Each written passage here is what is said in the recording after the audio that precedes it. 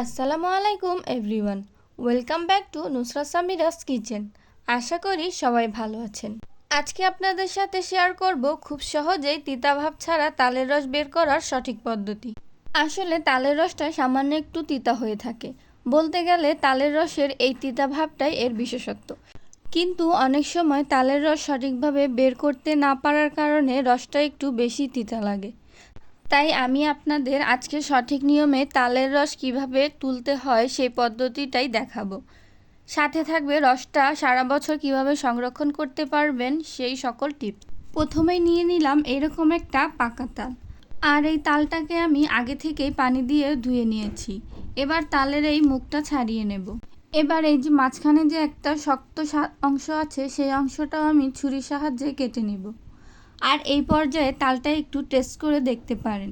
যদি বেশি তিতা মনে হয় তাহলে এই তালটা ব্যবহার না করাই ভালো। এই অংশটা একটু শক্ত টাইপ হয়ে থাকে, তাই আমি এই অংশটা কেটে ফেলে দেব। আপনারা চাইলে নাও ফেলতে পারেন।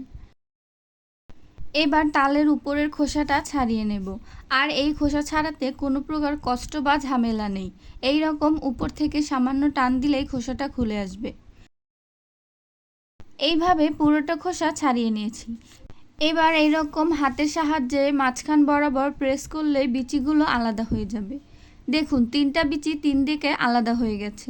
এবার খোসাগুলো সম্পূর্ণ বিচি থেকে ছাড়িয়ে নেব। আর বিচিগুলোর মধ্যে এইরকম একটা কালো আঁশ থাকবে, এটাও ছাড়িয়ে নেব। খোসাগুলো বিচি থেকে ছাড়ানো হয়ে গেলে এবার বিচিগুলো একটা বোলে নিয়ে নেব। এবার একটা বিচির সাহায্যে আরেকটা বিচিকে এইরকম মেরে মেরে উপরটা একটু থেতলে নিতে হবে। এর ফলে বিচির থেকে রসটা বের করতে সুবিধা হবে। সবগুলো বিচি থেতলে নেওয়া হয়ে গেলে বোলের মধ্যে বিচিগুলো রেখে কিছু পরিমাণ পানি দিয়ে 5 থেকে 10 মিনিটের জন্য রেখে দেব এক সাইডে, যাতে বিচিগুলো একটু নরম হয়ে আসে। 10 মিনিট পর বিচিগুলো অনেকটাই নরম হয়ে গেছে।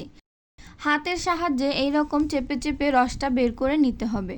আসলে আমি কোনো নতুন কিছুই দেখাচ্ছি না। আমাদের মা দাদিরা যেভাবে তাল থেকে রসটা বের করে আমিও সেই একইভাবে আপনাদের রসটা বের করে দেখাচ্ছি।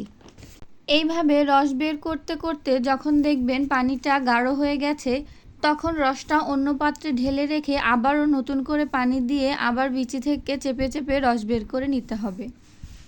এইভাবে যতক্ষণ না বিচিগুলো থেকে সম্পূর্ণ রস বের হয়ে বিচিগুলো সাদা হয়ে যায়, ততক্ষণ পর্যন্ত পানি পাল্টে পাল্টে রসগুলো বের করে নিতে হবে। আমি সবসময় এইভাবেই তাল থেকে রস বের করে থাকি। প্রথম থেকে এই পর্যন্ত কখনোই রসটা তেমন তিতা হয়নি। তবে যেটা থাকে ওইটা তালের ঝাঁজ বলা যায়, যা চুলায় একটু জাল করে বলক তুলে নিলে আর থাকে না। আর তাল থেকে রস তোলার সময় পানিটা একটু কম ব্যবহার করার চেষ্টা করবেন, এতে রসটাও অনেকটাই গাঢ় হয়। এই পর্যায়ে তাল থেকে সম্পূর্ণ রস তোলা হয়ে গেছে, আর বিচিগুলো দেখুন সম্পূর্ণ সাদা হয়ে গেছে। এই রকম পর্যায়ে বিচিগুলো ফেলে দেব। বেশি চাপাচাপি করার কোনো দরকার নেই। এবার আপনাদের দেখাচ্ছি রসটা কতটা ঘন হয়েছে। তো এখানে একটা তাল থেকে আমি এই পরিমাণ রস বের করেছি। আর আমি এখানে রস বের করার জন্য 2 কাপ পানি ব্যবহার করেছি। এবার আপনারা চাইলে রসটা এইভাবেই ব্যবহার করতে পারেন। তালের রস দিয়ে যা যা বানানো যায়, পিঠা পায়েস সব বানাতে পারবেন।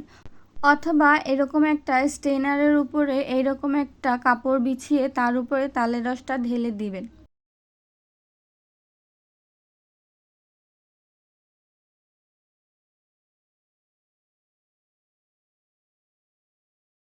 ফিরে আসলাম প্রায় 1 থেকে 1.5 ঘন্টা পরে। এই পর্যায়ে তাল থেকে অতিরিক্ত পানিটা পড়ে গেছে।